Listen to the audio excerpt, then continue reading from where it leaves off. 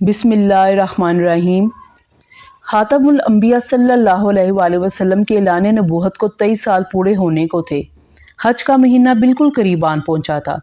رسول اکرم صلی اللہ علیہ وآلہ وسلم اپنے 23 سالہ دور رسالت کی مہجت تعلیمات کا خلاصہ پیش فرمانا چاہ رہے تھے۔ چنانچہ دین کی جامع ترین عبادت حج کا ارادہ کیا۔ اطراف مکہ میں آپ صلی اللہ علیہ وآلہ وسلم کی آمد کی اطلاع پہنچی تو تمام قبیلوں کے سردار اور نمائندگان اپنے اپنے قبائل کے افراد کی ہمراہ اس عظیم اجتماع میں جمع ہونا شروع ہو گئے۔ مسلمانان عرب کے بڑے بڑے قافلے جوک در جوک مکہ المکرمہ جانے لگے۔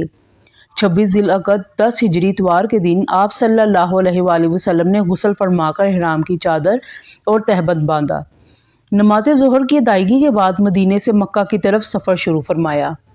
ازواج مطہرات بھی آپ کے ساتھ تھیں۔ مدینہ سے 6 میل کے فاصلے پر ذوالحلیفہ جو مدینہ منورہ کے میقات ہیں، وہاں پہنچ کر شب بھر قیام فرمایا۔ اس کے بعد 2 نفل ادا فرمائے، احرام کی نیت فرمائی اور قصوہ اونٹنی پر سوار ہو کر بلند آواز میں تلبیہ پڑھی۔ اے اللہ، ہم تیرے سامنے حاضر ہیں۔ اے اللہ، تیرے سوا کوئی شریک نہیں، ہم حاضر ہیں۔ تعریف اور نعمت سب تیری ہی ہے اور سلطنت میں تیرا کوئی شریک نہیں۔ سفر جاری رہا۔ مکہ مکرمہ کے قریب وادی فاطمہ میں پہنچ کر غسل فرمایا۔ تقریباً 8 دن کا سفر طے کر کے 4 ذی الحجہ 10 ہجری کو آپ صلی اللہ علیہ وآلہ وسلم 1.25 لاکھ صحابہ کی کثیر تعداد کے ساتھ مکہ المکرمہ داخل ہوئے۔ بیت اللہ پر نظر پڑی تو فرمایا، اے اللہ، اس گھر کی عزت و شرف کو مزید دوبالا فرما۔ پھر بیت اللہ کا طواف ادا کیا۔ پہلے 3 چکروں میں رمل کے ساتھ اور باقی 4 چکر عام چال کے ساتھ پورے فرمائے۔ طواف سے فارغ ہو کر آپ صلی اللہ علیہ وآلہ وسلم مقام ابراہیم پر تشریف لائے اور یہ آیت تلاوت فرمائی۔ ترجمہ: اور مقام ابراہیم کو سجدہ گاہ بناؤ۔ اس مقام پر 2 نفل ادا کیے۔ پہلی رکعت میں سورۃ الکافرون اور دوسری رکعت میں سورۃ اخلاص پڑھی۔ اس کے بعد صفا مروہ پر سعی کے لیے تشریف لے گئے۔ 7 چکر ادا کرنے کے بعد اعلان فرمایا، جن کے پاس قربانی کے جانور ہیں وہ احرام نہ کھولیں اور باقی لوگ حجامت بنوا کر احرام کھول دیں۔ اس موقع پر حضرت علی رضی اللہ عنہ، جنہیں آپ صلی اللہ علیہ وآلہ وسلم نے یمن سے قربانی کے اونٹ لانے کے لیے بھیجا تھا، وہ 100 اونٹ اور یمن کے حجاج کا قافلہ لے کر تشریف لائے۔ جمعرات 8 ذی الحجہ صبح سورج طلوع ہونے کے بعد آپ صلی اللہ علیہ وآلہ وسلم منی تشریف لے گئے، جہاں ظہر، عصر، مغرب اور عشاء اور 9 ذی الحجہ کی فجر کی نماز ادا فرمائی۔ جمعہ کے دن 9 ذی الحجہ منی سے عرفات کو روانہ ہوئے۔ نمرہ میں کمبل کا ایک خیمہ نصب کیا گیا، وہاں قیام فرمایا۔ زوال کے وقت اونٹنی قصوہ پر سوار ہو کر میدان عرفات میں تشریف لائے اور اونٹنی پر ہی خطبہ ارشاد فرمایا۔ یہ خطبہ اسلام کے دعوتی اسلوب، نظریاتی افکار، اخلاقی تعلیمات، انسانی حقوق اور معاشرتی نظام کی جامع دستور عمل کی حیثیت رکھتا ہے۔ آپ صلی اللہ علیہ وآلہ وسلم نے اللہ تعالیٰ کی حمد و ثنا کے بعد ارشاد فرمایا، اے لوگو، میری باتیں غور سے سنو۔ شاید اگلے سال مجھے اور تمہیں ایسی محفل میں اکٹھے ہونے کا موقع نہ ملے۔ میں آج کے دن مسلمانوں کی جان و مال اور عزت و آبرو کو قیامت تک ایک دوسرے پر حرام کرتا ہوں۔ جس طرح تمہیں اس مہینے اور اس دن کا احترام ہے، اسی طرح تمہیں ایک دوسرے کے مال، آبرو اور خون کا احترام کرنا چاہیے۔ کوئی چیز جو ایک بھائی کی جائز ملکیت میں ہے دوسرے پہ حلال نہیں، جب تک وہ خود اپنی خوشی سے اسے نہ دے دے۔ آپ صلی اللہ علیہ وسلم نے قیامت کے دن احتساب کے بارے میں فرمایا، یاد رکھو، ایک دن ہم سب کو مر کر خدا تعالیٰ کے حضور میں حاضر ہونا ہے، جہاں ہر ایک سے اس کے مال کے بارے میں پوچھا جائے گا۔ نبی اکرم صلی اللہ علیہ وآلہ وسلم نے غیر اسلامی رسوم کے بارے میں فرمایا، لوگو یاد رکھنا، زمانہ جاہلیت کی ہر رسم میرے قدموں کے نیچے ہے، میں اسے ختم کرتا ہوں۔ زمانہ جاہلیت کے قتل و خون کے جھگڑے آج ختم کر دیے جاتے ہیں۔ اس سلسلے میں سب سے پہلے خود ربیعہ بن حارث بن عبد المطلب کے خون سے دستبردار ہوتا ہوں۔ اس خطبہ شریف میں حضور اکرم صلی اللہ علیہ وآلہ وسلم نے اسلامی مساوات کا درس دیا۔ سب مسلمان بھائی بھائی ہیں، عربی کو اجمی پر اور اجمی کو عربی پر کوئی فضیلت حاصل نہیں۔ ہاں، صرف پرہیزگاری خدا کے نزدیک افضل ہے۔ کمزوروں کے حقوق کے بارے میں آپ صلی اللہ علیہ وآلہ وسلم نے فرمایا، غلاموں اور عورتوں کے تم پر حقوق ہیں۔ ان حقوق کا خاص خیال رکھو، عورتوں کے ساتھ نرمی اختیار کرو اور مہربانی سے پیش آؤ، غلاموں کو وہی کھلاؤ جو تم خود کھاتے ہو اور انہیں وہی لباس پہناؤ جو تم خود پہنتے ہو۔ آپ صلی اللہ علیہ وآلہ وسلم نے مزید فرمایا، ہر شخص اپنے کیے کا خود ذمہ دار ہے، بیٹا باپ کا اور باپ بیٹے کے جرم کا ہرگز ذمہ دار نہ ہوگا۔ حضور اکرم صلی اللہ علیہ وآلہ وسلم نے اطاعت امیر کا حکم دیا۔ اگر کوئی حبشی کانکٹا غلام بھی تمہارا امیر ہو اور تم کو خدا کی کتاب کے مطابق لے چلے تو اس کی اطاعت اور فرما برداری کرو۔ حضور اکرم صلی اللہ علیہ وآلہ وسلم نے فرمایا، لوگو، نہ میرے بعد کوئی نبی آئے گا نہ نئی امت پیدا ہوگی۔ خوب سن لو، اپنے رب کی عبادت کرو، 5 وقت نماز ادا کرو، رمضان کے روزے رکھو، مال کی زکوٰۃ خوشی خوشی ادا کرو، خانہ کعبہ کا حج کرو اور اپنے حاکموں کے فرما بردار رہو۔ اس کی جزا یہ ہے کہ تم اپنے پروردگار کی جنت میں داخل ہو جاؤ گے۔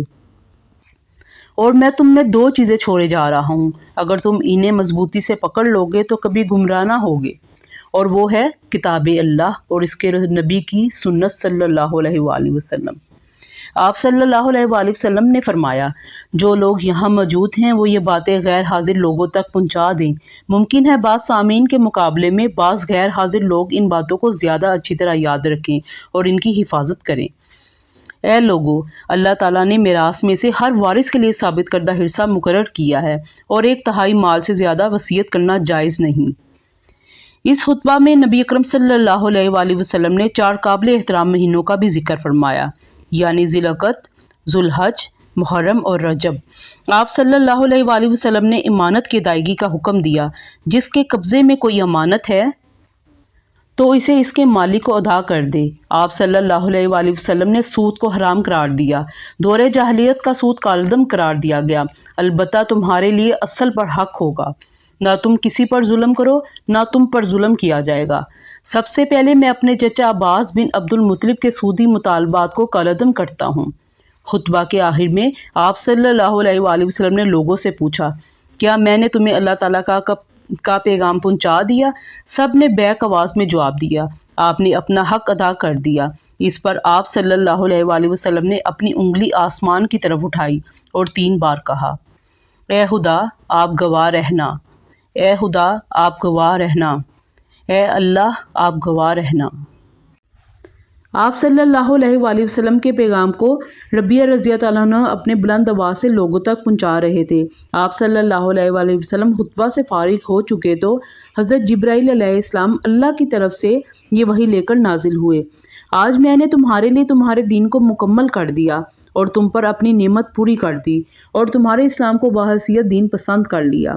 حضرت عمر رضی اللہ عنہ نے یہ آیت سنی تو رونے لگے۔ اب حضرت عمر رضی اللہ عنہ سمجھ گئے تھے کہ نبی پاک صلی اللہ علیہ وآلہ وسلم اس دنیا سے الوداع ہونے والے ہیں۔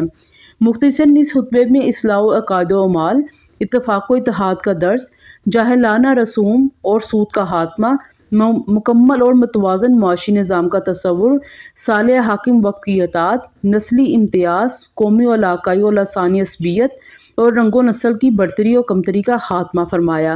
حضور صلی اللہ علیہ وآلہ وسلم کا یہ خطبہ امت کے لیے وصیت کی حیثیت رکھتا ہے، اس لیے ہمیں چاہیے کہ ہم نبی اکرم صلی اللہ علیہ وآلہ وسلم کی تعلیمات پر عمل پیرا ہو کر دنیا اور آخرت کی ساری کامیابیاں حاصل کرنے کی بھرپور کوشش کریں۔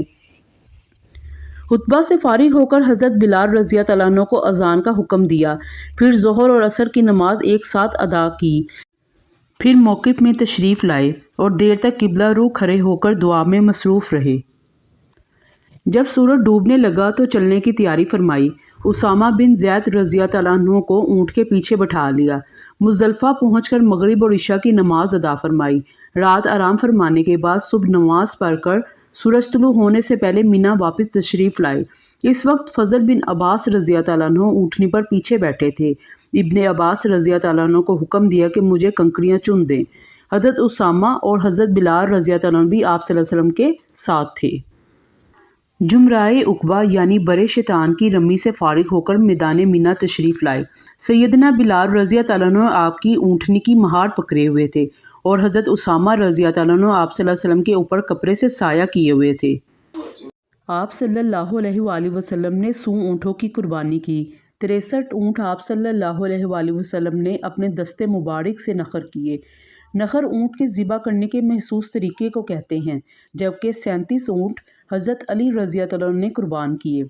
اسی موقع پر آپ صلی اللہ علیہ وآلہ وسلم نے حضرت ابو طلحہ رضی اللہ عنہ ان کی بیوی ام سلیم کو اپنے دستے مبارک سے کچھ بال عنایت فرمائے اور باقی ماندہ بال حضرت ابو طلحہ رضی اللہ عنہ نے اپنے ہاتھ سے تمام مسلمانوں میں ایک ایک دو دو کر کے تقسیم کر دیے۔ اس کے بعد آپ صلی اللہ علیہ وآلہ وسلم نے طواف زیارت کیا۔ جہاں زمزم پر تشریف لائے سیدنا عباس رضی اللہ عنہ نے ڈول میں پانی نکال کر پیش کیا۔ آپ صلی اللہ علیہ وآلہ وسلم نے قبلہ رخ ہو کر نوش فرمایا اور منا واپس تشریف لے جا کر نماز ظہر ادا کی۔ 13 ذی الحج تک منا میں قیام فرمایا۔ منا کے قیام کے بعد مکہ تشریف لائے، بیت اللہ شریف کا الوداعی طواف کیا اور نماز فجر کی ادائیگی کے بعد واپس مدینہ طیبہ کی طرف سفر شروع کر دیا۔ اللہ حافظ۔